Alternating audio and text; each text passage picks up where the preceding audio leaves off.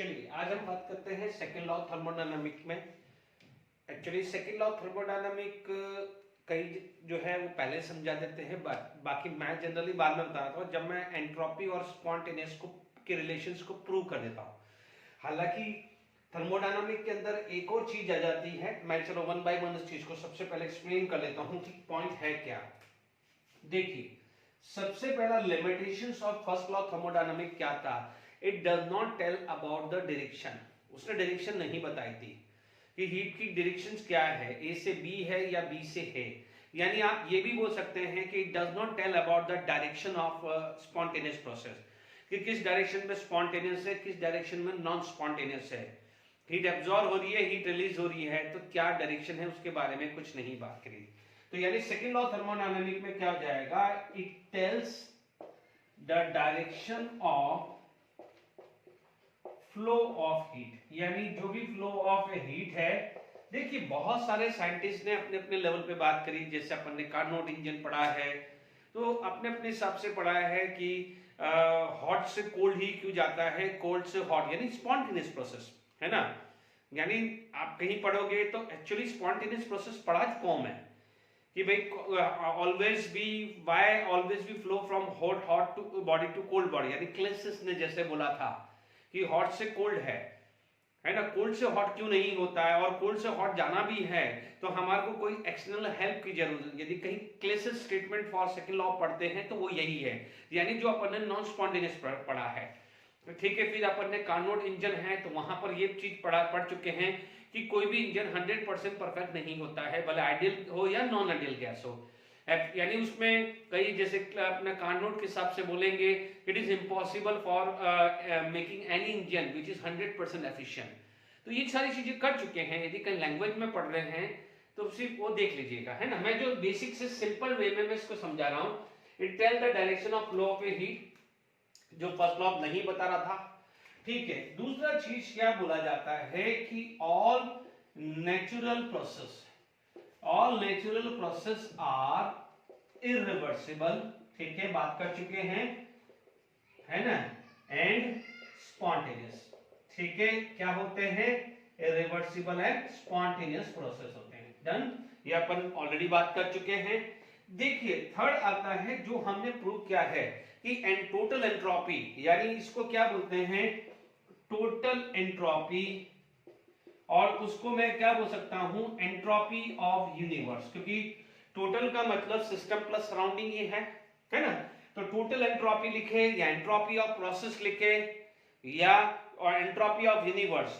ठीक है, मैं एंट्रोपी ऑफ यूनिवर्स ज्यादातर यूज करता हूं, तो क्या है, एक आसान हो जाता है कि बच्चों को समझना कि सिस्टम प्लस सराउंडिंग है। ठीक है ना, बाकी आपकी मर्जी है, कुछ भी ले। टोटल एंट्रोपी और total entropy of universe is increases in spontaneous process. ये प्रूव किया हुआ है, स्पॉन्टेनियस प्रोसेस। ठीक है, स्पॉन्टेनियस प्रोसेस। ठीक है, यानी आप लिख सकते हो, डेट इज आपने लिखा हुआ है delta S universe is greater than 0, जिसको आप टोटल भी लिख सकते हो। ठीक है, एक ही बात है।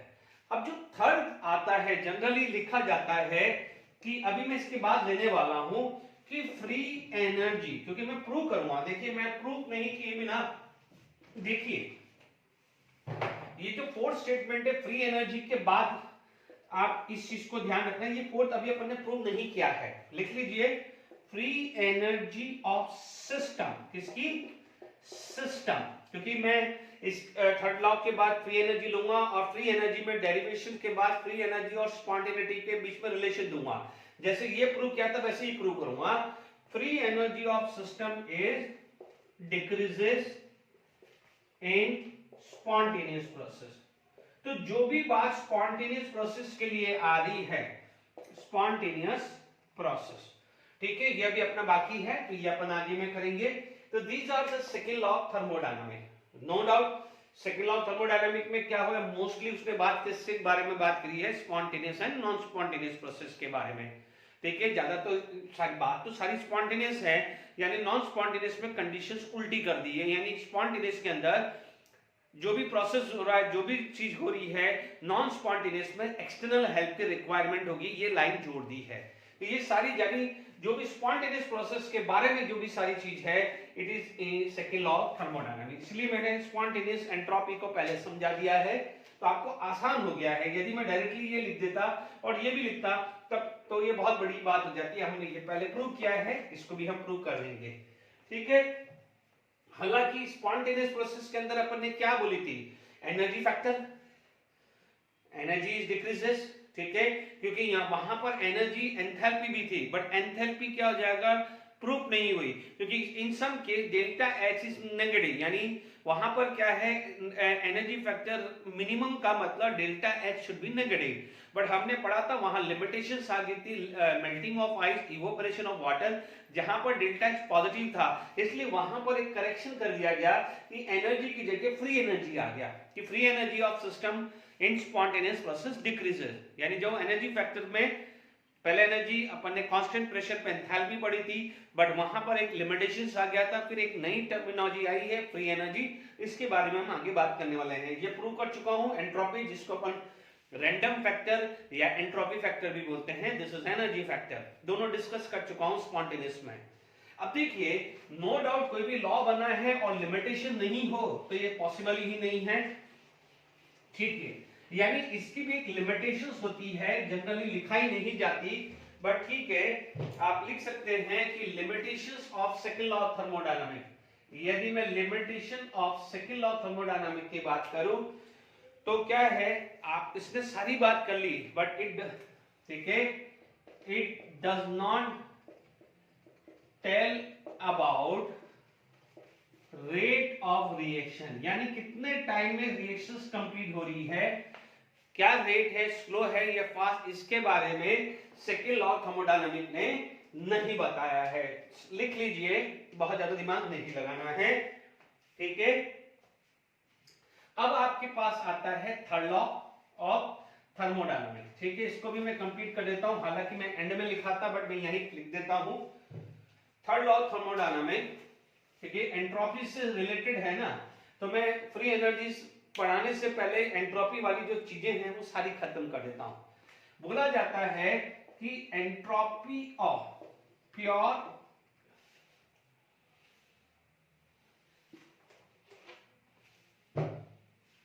प्योर क्रिस्टलाइन सॉलिड, अब ये सॉलिड क्या हो सकते हैं, एलिमेंट भी हो सकते हैं या कंपाउंड, एलिमेंट्स भी हो सकते हैं, प्योर एलिमेंट्स भी हो सकते हैं या कंपाउंड भी हो सकते हैं, ठीक है, प्योर एलिमेंट्स या कंपाउंड कुछ भी हो सकते हैं। The entropy of pure crystalline element या entropy of pure crystalline compounds, ठीक है ना, कुछ भी आप बोल सकते हैं, इसलिए मैंने entropy of a pure solid at absolute zero temperature, absolute zero temperature is zero, ठीक है, at absolute zero temperature is zero, ये बोला जाता है। जनरली अपन लोगों ने ये पढ़ा था कि हमने ये पढ़ा था कि एब्सोल्यूट वैल्यू ऑफ एनर्जी यानी एंथैल्पी या internal energy is difficult to calculate, क्यों, ठीक है ना, is difficult to calculate, whereas absolute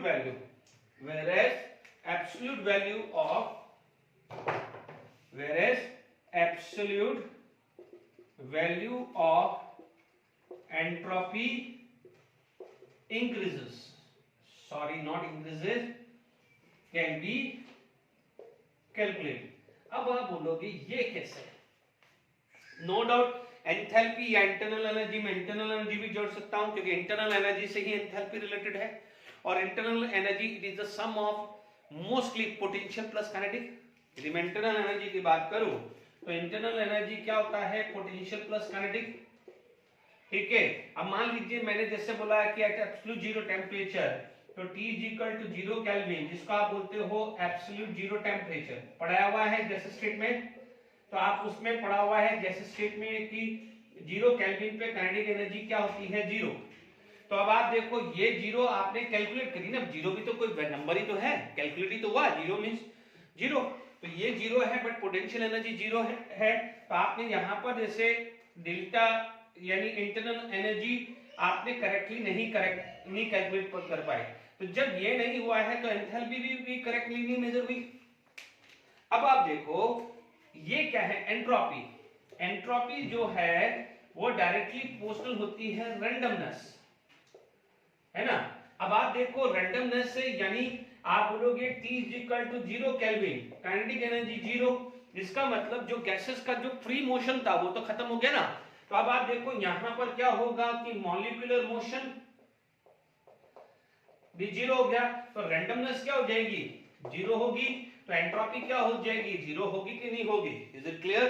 तो ये थर्ड लॉ समझ में भी आया। इसका मतलब एब्सोल्यूट वैल्यू ऑफ एंट्रोपी आपने 0 तो बोली कि यार यार इसकी वैल्यू 0 है,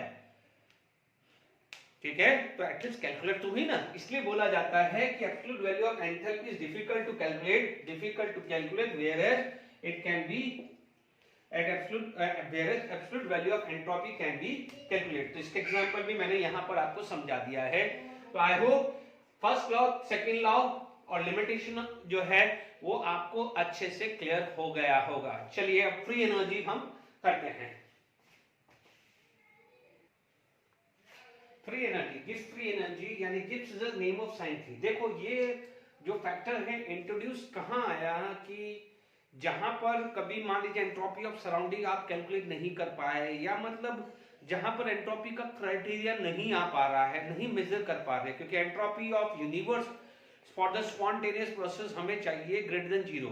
इन केस मान लीजिए एंट्रोपी ऑफ सिस्टम तो हमने कैलकुलेट कर पाएंगे, बट मान लीजिए एंट्रोपी ऑफ सराउंडिंग नहीं कैलकुलेट कर पाए, फिर क्या होगा, फिर तो आप पता ही नहीं पाओगे कि स्पॉन्टेनियस है नॉन स्पॉन्टेनियस। तो उस तरह की जो मतलब वहां पर जो ड्रॉबैक थे उसको ओवररूल करने के लिए Gibbs, it is a name of scientist, उसने एक पैरामीटर, एक थर्मोडायनामिक क्वांटिटी इंट्रोड्यूस करी जिसका नाम है फ्री एनर्जी, और गिब्स उसके नेम के साथ जोड़ दिया गया है, ठीक है।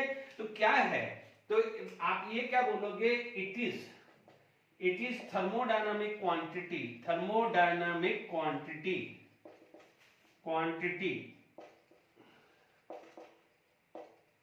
is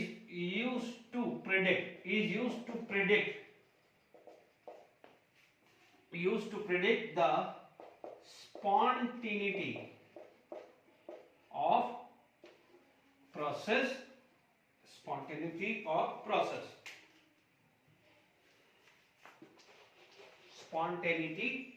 of process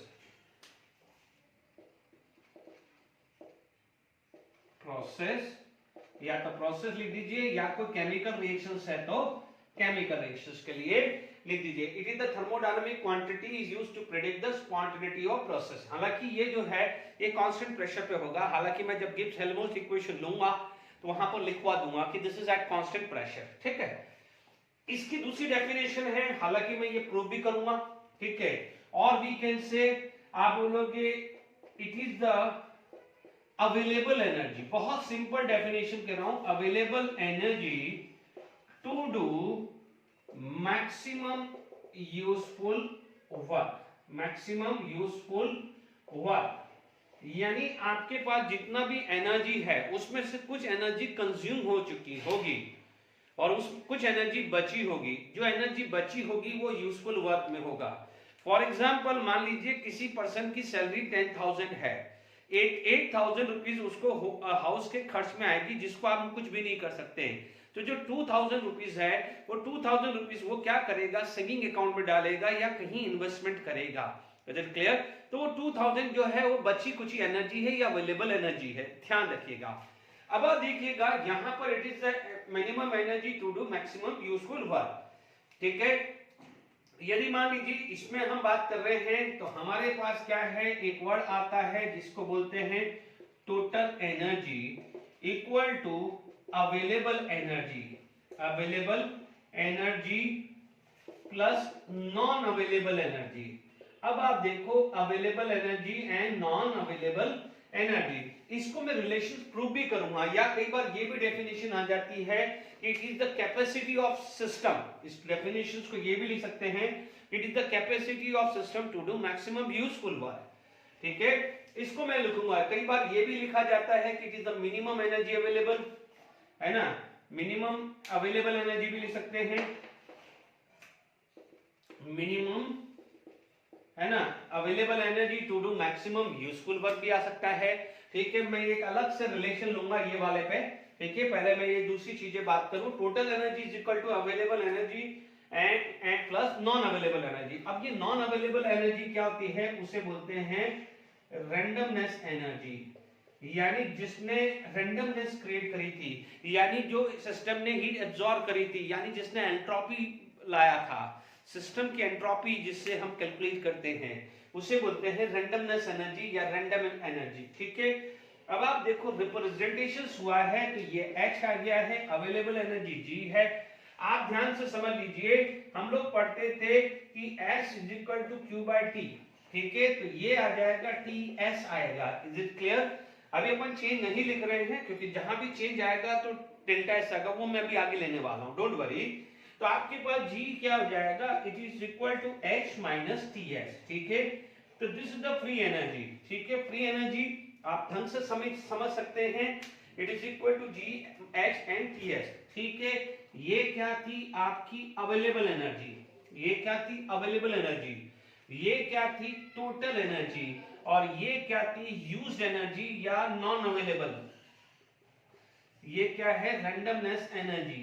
ठीक है, ठीक है, यानी जिसने एंट्रोपी ऑफ सिस्टम को चेंज किया है। ठीक है, तो आपके पास फ्री एनर्जी का जो टर्मिनोलॉजी है वो पहले क्लियर हुई है।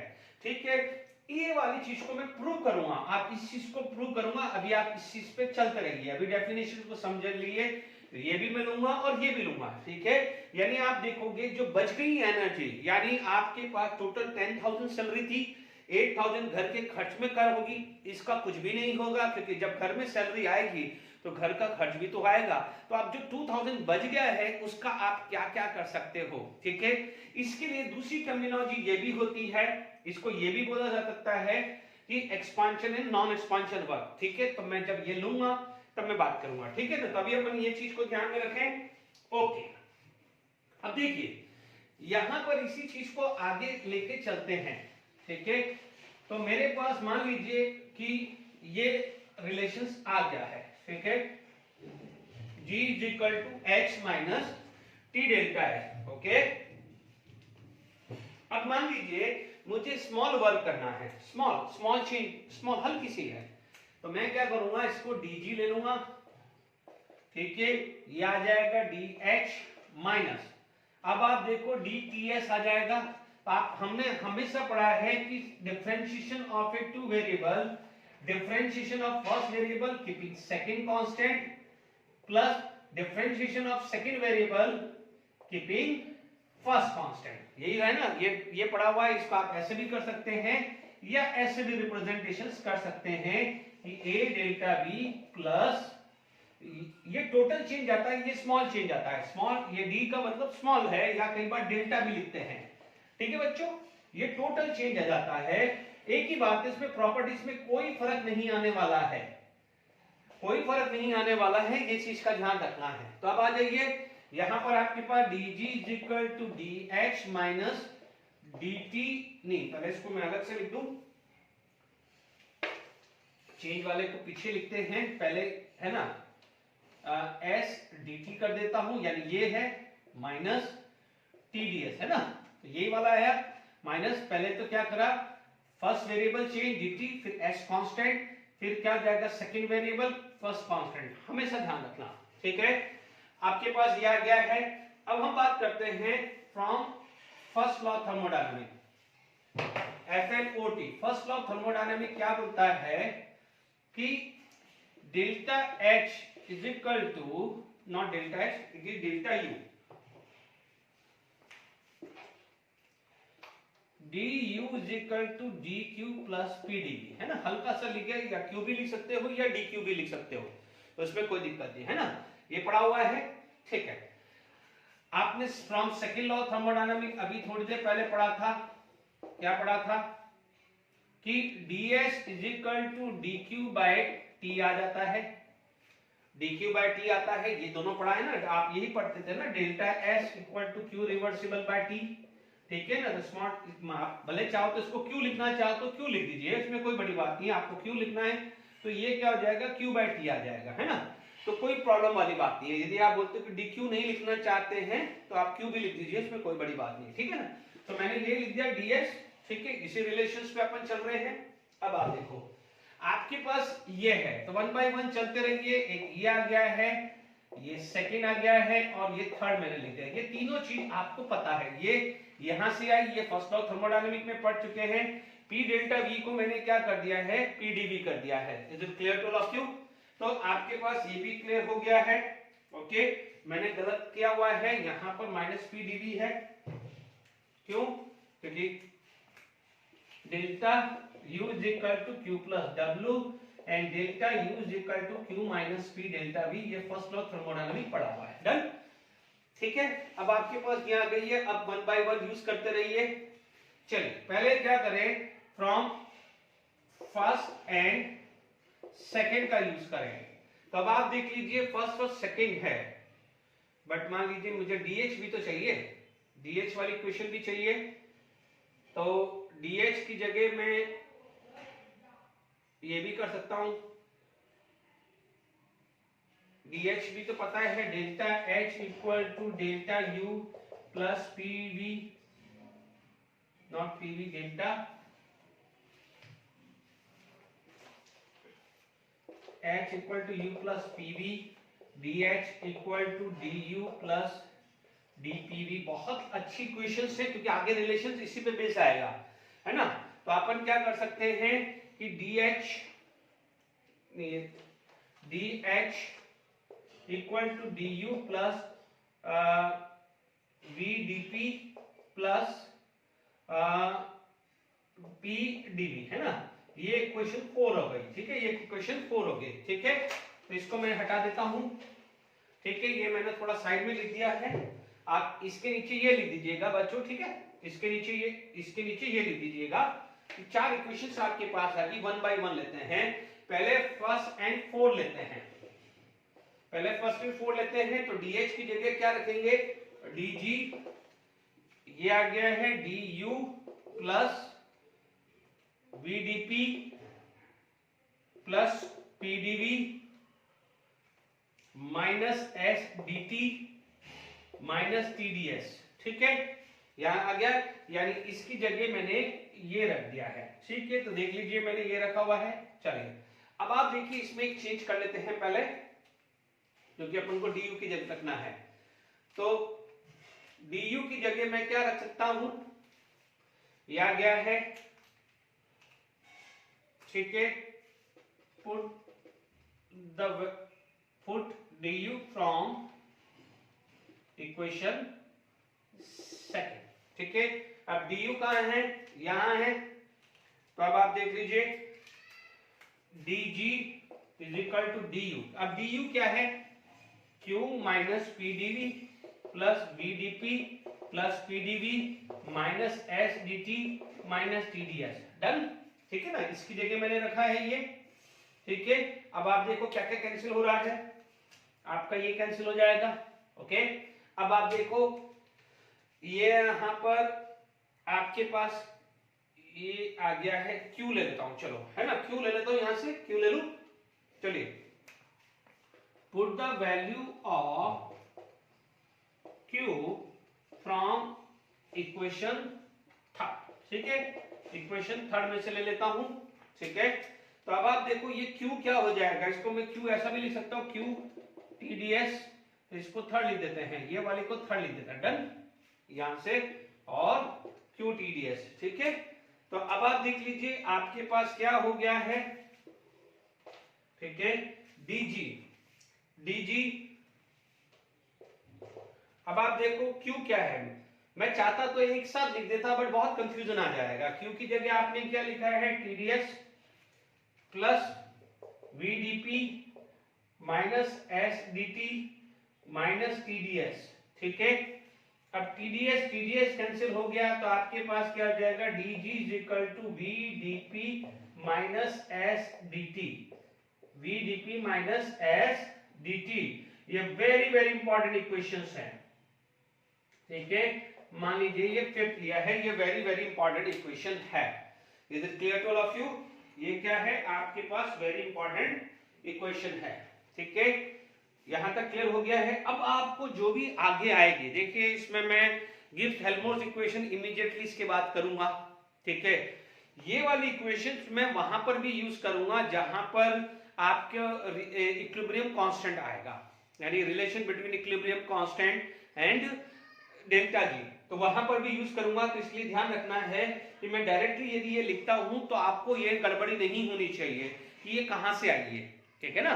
तो ये खासकर ध्यान रखना है। एनसीईआरटी में कुछ नहीं दिया है, सबको डायरेक्ट फॉर्मूले दिए हैं, सारे डायरेक्ट फॉर्मूले दिए हुए, तो आपको ये पता तो होना चाहिए कि ये फॉर्मूला आया कहां से है। तो प्लीज ध्यान दीजिएगा, मैं आपको एक बार बार एक चीज रिपीट करता हूं, मैं डिटेल में सब कुछ पढ़ाऊंगा, ठीक है, जिससे क्या है कि आपको कोई प्रॉब्लम नहीं रहे। कभी भी किसी भी स्टेज पे आप रिवाइज करो तो आपको कोई प्रॉब्लम नहीं आनी चाहिए, ठीक है। तो यहां पर ये dg is equal to vdp आ गया है, ठीक है। अब इसमें स्मॉल पॉइंट लिख लीजिए, ठीक है। यहां पर आपके पास जो भी आएगा गिव फ्री एनर्जी जो है इज एक्सटेंसिव प्रॉपर्टीज, ठीक है, it is extensive properties and state function, ठीक है। पूछा ये क्योंकि स्टेट फंक्शन है। पाथ फंक्शन हमेशा ध्यान रखना q और w के अलावा सभी स्टेट फंक्शन है। पाथ फंक्शन q और w है, बाकी सब स्टेट है। एक्सटेंसिव प्रॉपर्टीज क्यों है, क्योंकि ये क्या है, एनर्जी है, और एनर्जी इज ऑलवेज भी मास डिपेंडेंट, ठीक है ना। ये नोट करके लिख दीजिएगा, give free energy is extensive properties and state function. चलिए अब हमारे पास आगे 1 बाय 1 ले लेते हैं,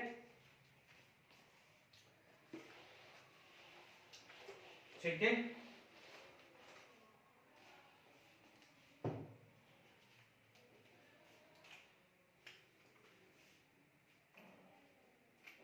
ठीक है, नेक्स्ट आ जाता है गिब्स हेल्महोल्ट्ज इक्वेशन।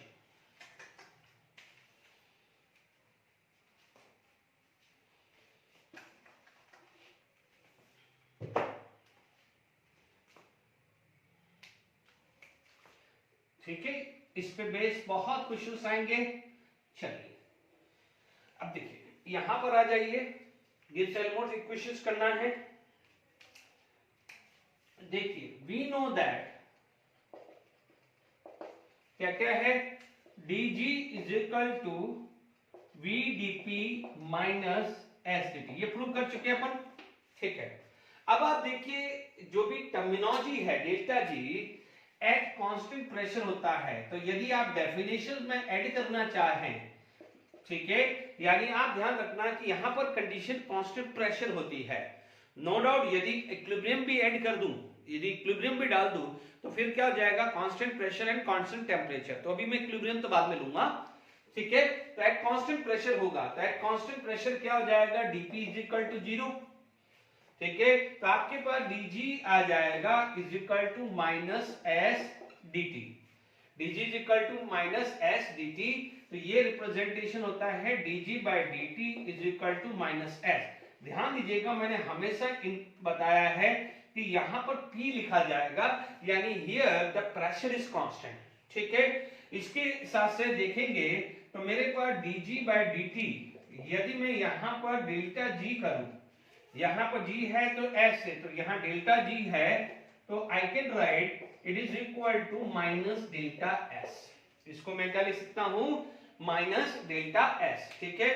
तो आप क्या हो जाएगा, कांस्टेंट प्रेशर पे dp 0 हो गया, तो dg is equal to minus this, dg by dt is equal to minus s, but bracket में यहां पर क्या है, प्रेशर कांस्टेंट। यहां पर भी आप लिख दीजिए प्रेशर कांस्टेंट, यदि चेंज आएगा तो इसका भी क्या आएगा, चेंज आएगा। चेंज का मतलब प्रोडक्ट माइनस रिएक्टेंट है, लिखने की जरूरत नहीं है, वो सेल्फ अंडरस्टूड है, ठीक है। यहां तक आई होप क्लियर हो गया होगा, ओके। अब मान लीजिए यहां पर यदि हमारे पास ये भी पड़ा हुआ है, एक और चीज पड़ा हुआ है कि we know that from definition, यदि मैं डेफिनेशन की बात करूं तो हमने ये भी पढ़ा हुआ है कि G is equal to H minus T S, ये भी पढ़ा हुआ है, G is equal to H minus T S भी पढ़ा हुआ है। Is it clear to all of you? तो क्या होगा, G minus H upon T is equal to minus S हुआ। आई होप यहां तक समझ में आ गया, क्योंकि ये माइनस एच आया, टी आया तो माइनस एस हुआ। ठीक है, यहां तक भी क्लियर हो गया है? ओके,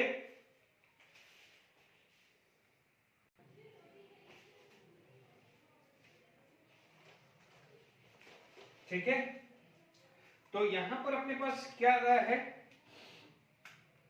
माइनस एस, ठीक है, आया। तो आप देखिए यहां पर मैं लिख सकता हूं G minus H by T, minus की जगह मैं क्या लिखूंगा, equal to D G by D T at constant pressure. ठीक है, अब आप देखेंगे ये T मल्टीप्लाई हुआ तो G minus H equal to T D G by D T at constant pressure. मतलब मैं सिंपल भी क्वेश्चंस बना सकता हूं, बट आपसे एग्जाम में पूछे गए हैं, रिलेशन पूछे गए हैं, इसलिए मैं सारे डेरिवेशंस बता रहा हूं। ये माइनस चला जाएगा तो H minus sorry plus dg by dt at constant pressure. तो ये इक्वेशंस आपको बन गई है गिब्स हेल्महोल्ट्ज इक्वेशन में। अब आप देखेंगे यहां पर आ गया, ठीक है। तो अब आपके पास नेक्स्ट जो चीजें जो आएगी वो देखिए, वो आपके पास क्या हो जाएगा, मान लीजिए डेल्टा जी है तो ये भी डेल्टा एच होगा। ठीक है, if it is delta G तो ये डेल्टा एच हुआ, तो यहां पर भी क्या हो जाएगा, plus T D delta G upon D T at constant pressure. ठीक है, अभी अपन ने पढ़ा है, थोड़ी देर पहले पढ़ा था, इसको अपन क्या लिख सकते हैं, delta G is equal to delta H plus T, इसको अपन डेल्टा एच भी लिख सकते हैं, डेल्टा एच। तो this is non as Gibbs Helmholtz equation, इसे क्या बोलते हैं, गिब्स हेल्महोल्ट्ज इक्वेशन। ठीक है, हालांकि देखिए आपको ये रिप्रेजेंटेशन भी देंगे तो भी राइट है और ये रिप्रेजेंटेशन भी राइट है।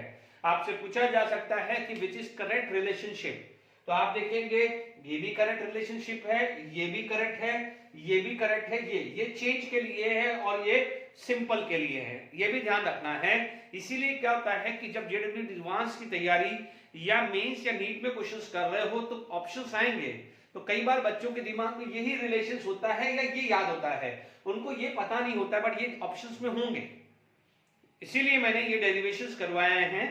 आपको समझ में आ गया है? अब ध्यान से समझ लीजिएगा, अब यहां पर टेम्परेचर कांस्टेंट है, तो ये जो इक्वेशन जो वैलिड हो गई है वो एट कांस्टेंट प्रेशर पे तो थी, क्योंकि अपन ने प्रूव किया था, स्टार्ट प्रेशर से किया है, तो यहां पर क्या हो जाएगा, एट कांस्टेंट टेम्परेचर भी आएगा। तो अब आप देखेंगे कि यहां पर मैंने जो जब डेफिनेशन बोली थी कि it is a thermodynamic parameter used to find out the spontaneity, तो आप कहीं जगह डेफिनेशंस में पढ़ रहे हो कि at constant and pressure and temperature, तो अब मैंने यहां पर लिखा, मैंने वहां नहीं लिखा था, जान करके नहीं लिखा था, क्योंकि मैं प्रूव करना चाहता था। आप एक समझ लीजिए, मैं बहुत बारीक बारीक सी चीजें पढ़ा रहा हूं, मैं ऐसा नहीं है कि मैंने डेफिनेशंस कहीं से बुक से नोट करके लिख दी और वो हो जाएगा, मैं आपको सब प्रूव करके बता रहा हूं। ठीक है, ये प्रेशर एंड कांस्टेंट टेम्परेचर, तो ये हो गई है गिब्स हेल्महोल्ट्ज इक्वेशन, तो हम इसका यूज करेंगे। ठीक है, अब हमारे पास क्या हो जाएगा कि नेक्स्ट जो टॉपिक जो हमारे पास आता है ये सबसे इंपॉर्टेंट है और इस पे सबसे ज्यादा न्यूमेरिकल्स बने हैं।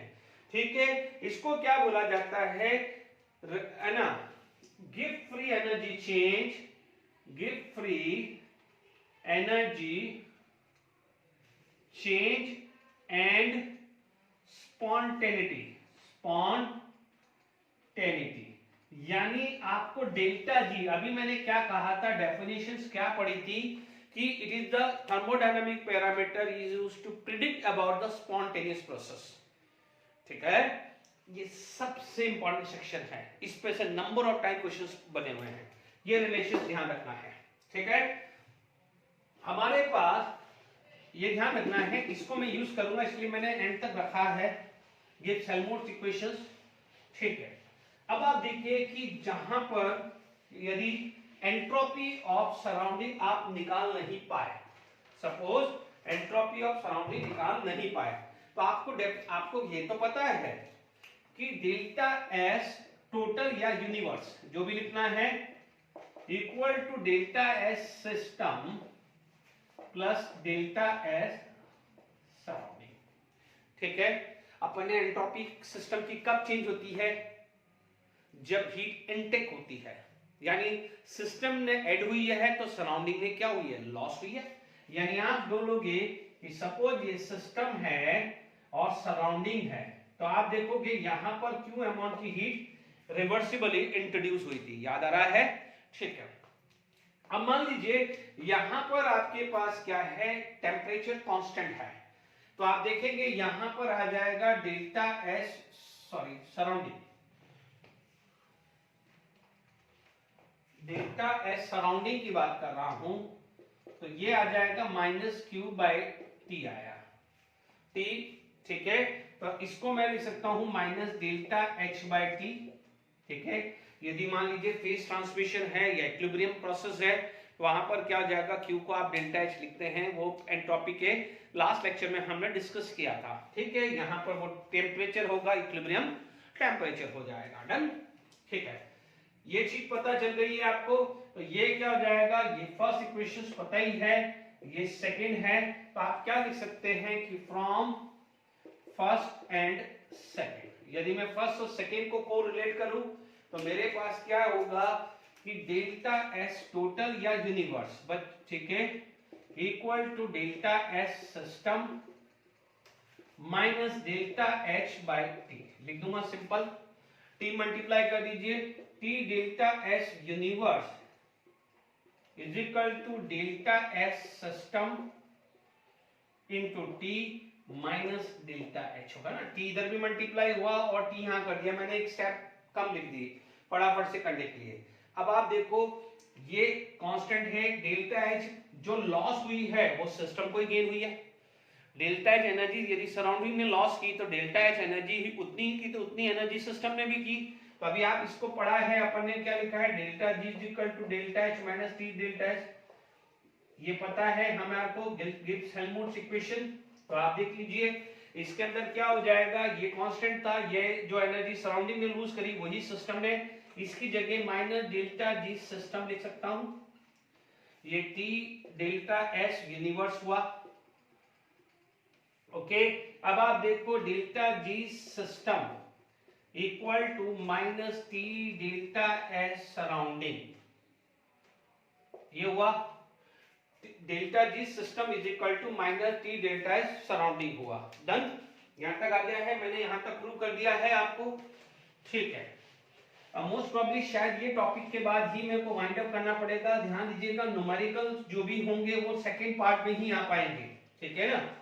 और पहले मैं टॉपिक कवर करूंगा, जब एंड में बच जाएगा तो प्रीवियस ईयर के क्वेश्चन हर टॉपिक के बाद ही कर रहा हूं, जब गिब्स फ्री एनर्जी खत्म हो जाएगी तो एक साथ ले लेंगे, डाइवर्जन हो जाता है, टी डेल्टा यूनिवर्स।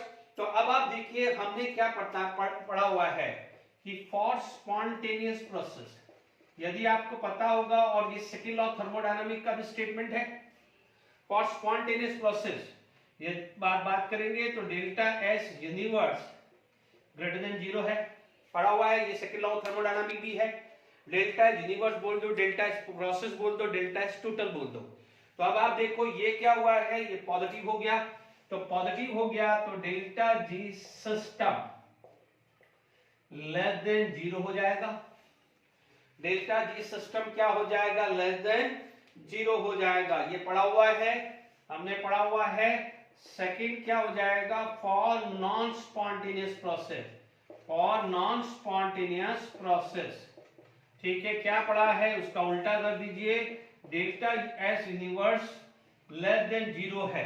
ठीक है, तो अब आप देखिए यहां पर क्या होगा, delta G system greater than 0 आ जाएगा, ये ध्यान रखना है, ये साइन।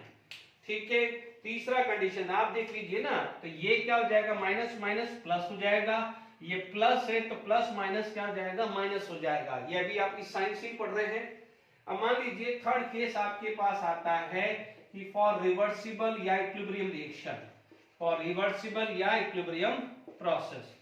ठीक है, उसमें क्या पढ़ा था, delta S universe equal to 0, delta S universe equal to 0, तो आपके पास क्या हो जाएगा, delta G system is equal to 0 आ गया। तो इसका मतलब आपके पास spontaneous criteria, new spontaneous criteria क्या आगे हैं ये, तो आप बोलोगे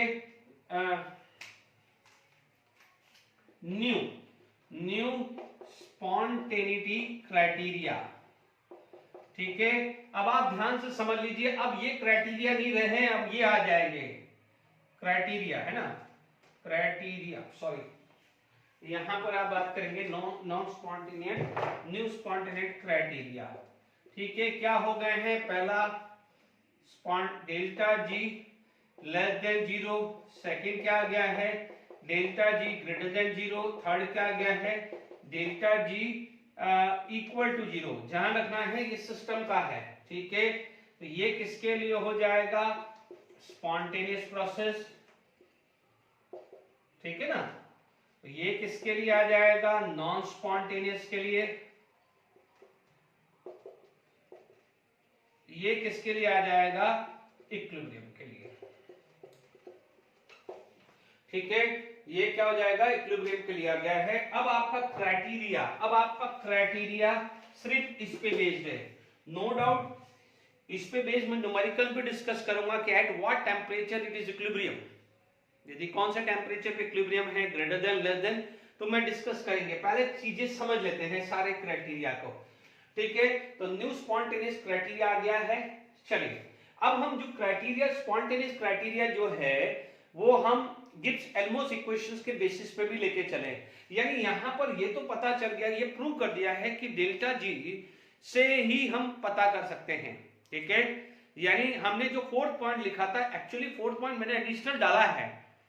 ठीक है, सेकेंड लॉ में फोर्थ पॉइंट एडिशनल डाला है, बट अब ध्यान रखना है कि ओनली वन क्राइटेरिया होता है, delta ji should be less than 0, क्योंकि हर बार आप सराउंडिंग का एंट्रोपी कैलकुलेट नहीं कर सकते हो। जहां नहीं कैलकुलेट कर पाते हैं तो ये है। अब ध्यान रखना है कि अब आपका नया क्राइटेरिया ये है, इससे ही आपको बात करनी है। नो डाउट कभी क्वेश्चन आ जाते हैं तो आप इससे कर सकते हो, बट 199% आपको ये बात करनी पड़ेगी, और इस पे बेसिक क्वेश्चन ज्यादातर आते हैं। ठीक है ना, चलिए अब हम कुछ टेबुलर फॉर्म में बात कर लेते हैं कि मान लीजिए आपके पास कुछ डेल्टा एच और डेल्टा एस की आ है, तो मैं अब टेबल बना रहा हूं। ठीक है, टॉपिक यही है ना, तो आप बोलोगे यदि मान लीजिए फ्रॉम गिब्स हेल्महोल्ट्ज इक्वेशंस को हेल्प करनी है, ये बहुत इंपॉर्टेंट टेबल बनाने जा रहा हूं, from Gibbs Helmholtz equation, sorry not reaction, equation.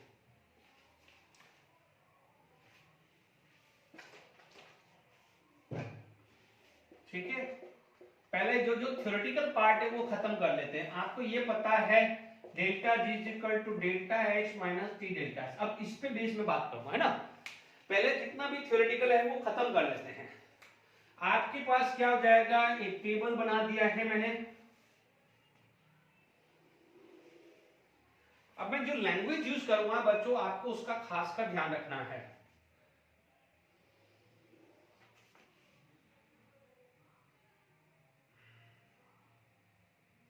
ठीक है, ये एक को लिख दीजिए। ओके, अब मान लीजिए आपके पास क्या जाएगा, यहां पर मैं डेल्टा एच दे रहा हूं, डेल्टा एस दूंगा, या डेल्टा जी क्या हो जाएगा, और प्रोसेस क्या है, स्पॉन्टेनियस है या नॉन स्पॉन्टेनियस है ना, वो बात करूंगा। सबसे पहले मेरे पास मान लीजिए डेल्टा एच मेरे पास पॉजिटिव दिया हुआ है, और ये भी मेरे को पॉजिटिव दिया हुआ है, दोनों पॉजिटिव दिया है। अब इसका इक्वेशन यूज करना है, आप देख लेंगे ये पॉजिटिव है, ये क्या हो जाएगा टी, ये पॉजिटिव है।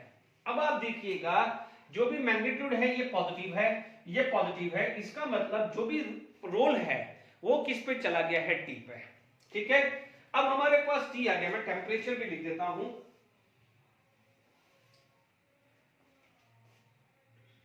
थोड़ा सा ये बड़ा कर देता हूं, ठीक है, नो डाउट, ठीक है, प्रोसेस, और यहां पर मेरा डेल्टा जी कर दूंगा, है ना। ध्यान दीजिएगा ये डेल्टा जी सिस्टम का है।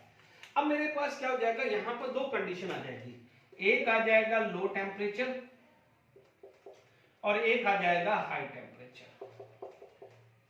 ठीक है, अब आप बोलोगे sir low temperature high temperature क्यों जरूरत हुई? बच्चों टेम्परेचर लो होगा तो ये लो वैल्यू होगी,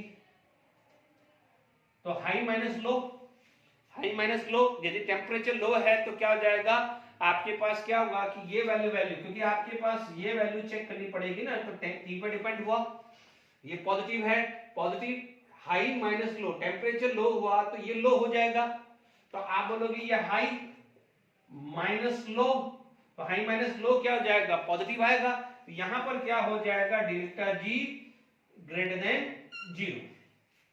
ठीक है, मान लीजिए टेम्परेचर आपने हाई कर दिया, टेम्परेचर हाई कर दिया तो क्या हो जाएगा, ये आपके पास क्या होगा कि टेम्परेचर हाई कर दिया तो ये हाई बन जाएगा, तो इसके कंपेयर में ये क्या हो जाएगा, लो।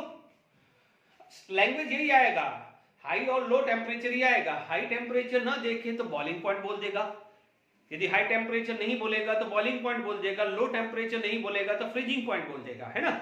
ध्यान दीजिएगा यहां पर क्या हो जाएगा, डेल्टा जी क्या हुआ, लो माइनस हाई, नेगेटिव आ गया, यहां क्या हो जाएगा, लेस देन 0।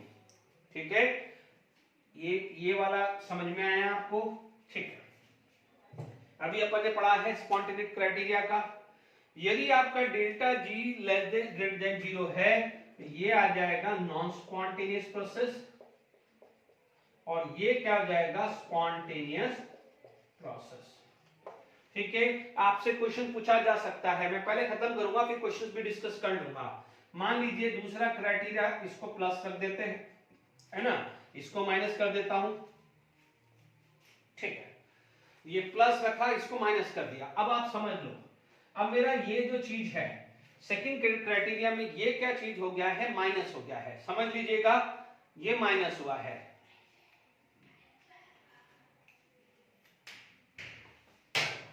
ठीक है, ये आपका क्या हुआ है, माइनस, माइनस और माइनस क्या हो जाएगा, प्लस, यानी ओवरऑल ये पॉजिटिव, ये भी पॉजिटिव, टी वैल्यू, है ना।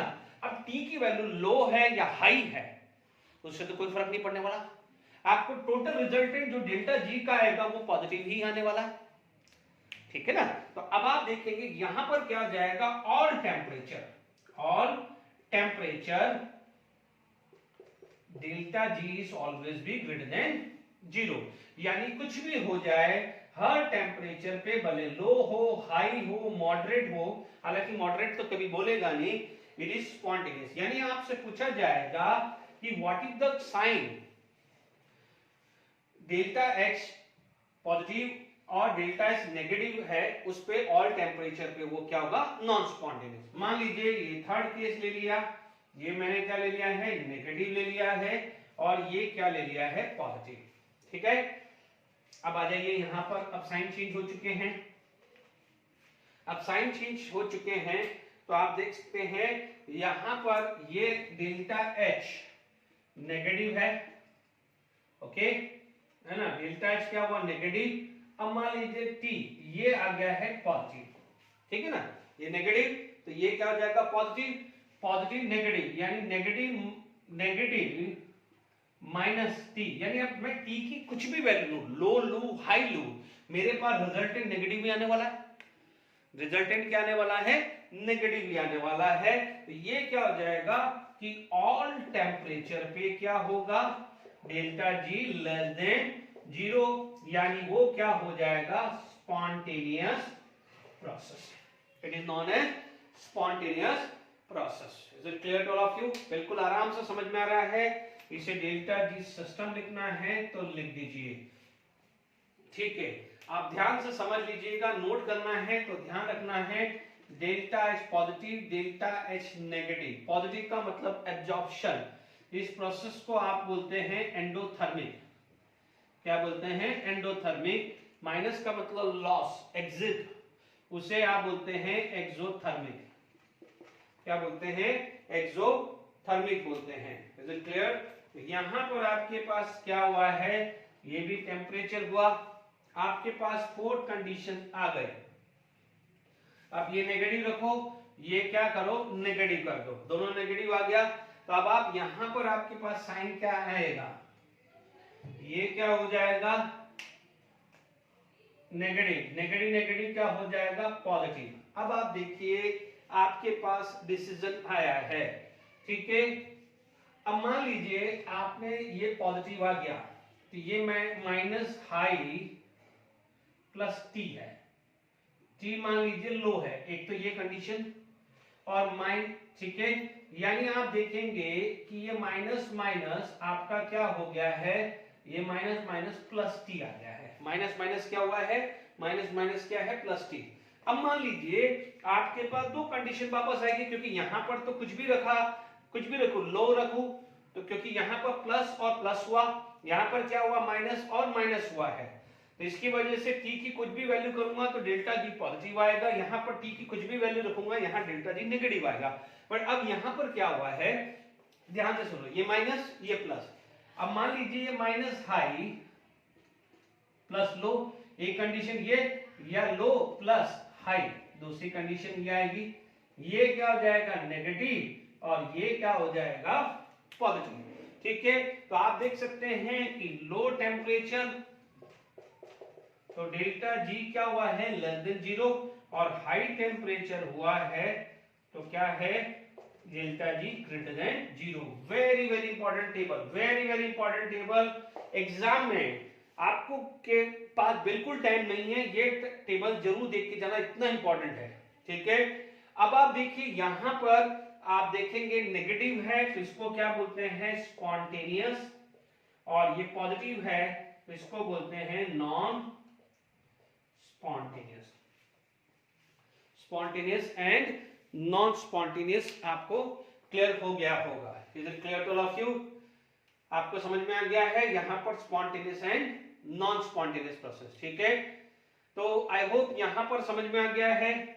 अब इस पे बेस में एक कंसेप्ट है, उसी को न्यूमेरिकल के साथ ही समझा देता हूं, तो ये चीज खत्म कर देते हैं अपन, फिर और एडिशनल प्रैक्टिस करेंगे न्यूमेरिकल्स की।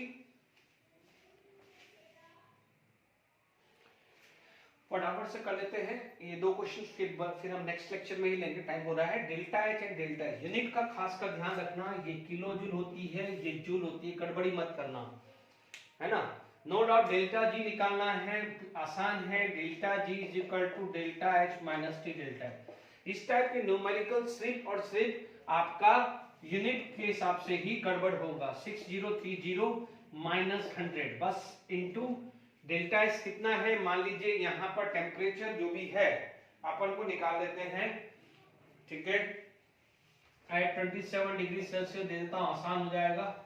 तो ये 300 हो गया, मान लीजिए 40630 माइनस ये कितना हुआ, 31000, ठीक है। अब आप देखिए 1 2 3 4, ठीक है। तो आपके पास कितना गया है, 63010, और मैंने कैलोरी में आंसर निकाल दिया डेल्टा जी। अब आपसे पूछ, मान लीजिए ये तो क्वेश्चन था डेल्टा जी क्या है, बट मान यहां पर डेल्टा जी क्या हो जाता है, पॉजिटिव है, क्योंकि यहां पर कोई भी साइन नहीं है, प्लस ही है, तो ये क्या हो जाएगा, नॉन स्पॉन्टेनियस प्रोसेस। इसे क्या बोलते हैं, नॉन स्पॉन्टेनियस प्रोसेस। और नॉन स्पॉन्टेनियस को क्या बोलते हैं, नॉट पॉसिबल, नॉट फिजिबल। तो कई बार ये भी बोलेंगे कि नॉन स्पॉन्टेनियस बोल देंगे, नॉट फिजिबल बोल देंगे, या नॉट पॉसिबल बोल देंगे, ठीक है। एक ही बात है, ये पॉसिबल नहीं बोला जाता, ठीक है। अब आप देखो ये वाला क्वेश्चन से calculate the temperature for feasibility, यानी आपको स्पॉन्टेनियस बनाना है। दोनों टाइप के क्वेश्चन लिए हैं, यहां पर भी किलो जूल एंड दिस है। तो आप देख लीजिए यहां पर delta G equal to delta H minus T delta S. ठीक है, इसका सबसे बेस्ट तरीका बता रहा हूं आपको। आप क्या करें, डेल्टा जी को 0 मान ले थोड़ी देर के लिए, अज्यूम कर लीजिए थोड़ी देर के लिए, उससे आप कैलकुलेट करके निकालिए। तो आपके पास delta H equal to T delta S आई। या तो ये काम कर लीजिए, ठीक है, सबसे सिंपल तरीका समझा रहा हूं मैं, दूसरा तरीका भी समझा दूंगा। टेम्परेचर क्या हो जाएगा, delta H by delta S निकाल दीजिए। ये कितना हुआ है 95400 है ना, क्योंकि 1000 से मल्टीप्लाई किया, किलो जूल को जूल में कन्वर्ट किया है। This is 198.3।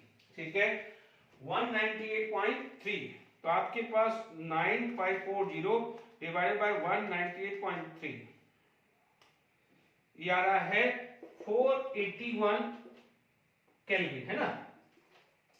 ध्यान दीजिए, इस टेम्परेचर पे अपन ने इक्विलिब्रियम माना है, ये कंडीशंस इक्विलिब्रियम अज्यूम करिए, बट अपन को निकालना है फिजिबल।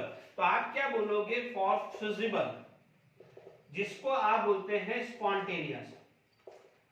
अब आप देखो, फॉर फिजिबल स्पॉन्टेनियस आपको क्या चाहिए, delta G should be less than 0। Delta G should be less than 0 चाहिए। Done, delta G less than 0 यानी नेगेटिव चाहिए, है ना। तो अब आप देखिए कि 481 पे समझ लीजिए, ये आपका साइन है नेगेटिव, ये साइन है नेगेटिव, ये भी क्या है नेगेटिव।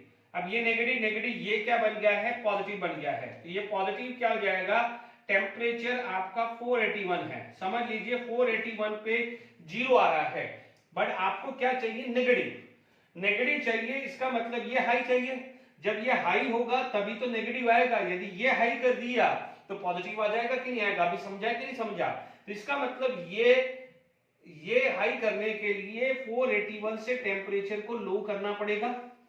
481 से टेम्परेचर को क्या करना पड़ेगा, लो, क्योंकि आप देखिए डेल्टा एस का साइन नेगेटिव है, नेगेटिव नेगेटिव क्या हो गया है, पॉजिटिव, नेगेटिव नेगेटिव क्या हो गया, पॉजिटिव, और अपन ने डेल्टा जी 0 लिया है 481 पे।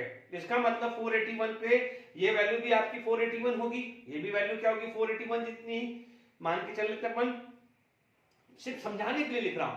तो यानी 481 से टेम्परेचर को नीचे लूंगा तो ये वैल्यू कम हो जाएगी, ये वैल्यू ज्यादा रहेगी। तो high minus high plus low, delta G क्या हो जाएगा, नेगेटिव। यहां पर क्या होना चाहिए, temperature should be less than 481 kelvin. हो सकता है यही क्वेश्चंस होता, और ऑप्शंस कैसे कैसे आ सकते थे। मान लीजिए आपको कोई ऑप्शन ऐसा दे दे, मान लीजिए ऑप्शंस आपको ये दे दे, मान लीजिए आपको ऑप्शंस ये दे दे, और मान लीजिए ऑप्शंस आपको ये दे दे। ठीक है, एमसीक्यू में डालें तो आप देख लीजिए 475 इजीली टिक कर दीजिए। ठीक है, क्योंकि यहां पर टेम्परेचर एक लेस यही आया है। ठीक है, ध्यान दीजिएगा, लो टेम्परेचर की जगह वो फ्रीजिंग पॉइंट बोलेगा और बॉइलिंग पॉइंट। जैसे आपसे बोला जाए कि what is the sign of delta H and delta S, spontaneous at freezing point and non-spontaneous at boiling point। तो boiling point यानी हाई टेम्परेचर पे वो नॉन स्पॉन्टेनियस है, और फ्रीजिंग पॉइंट यानी लो टेम्परेचर पर स्पॉन्टेनियस है। तो हमने वो टेबल को देख के आपको कर देने का है। ठीक है, आप ये भी समझ लीजिएगा, बाकी हम नेक्स्ट लेक्चर में डिस्कस करेंगे। ठीक है, साइन वाले भी और भी हम करेंगे। ठीक है, till then enjoy, thank you very much.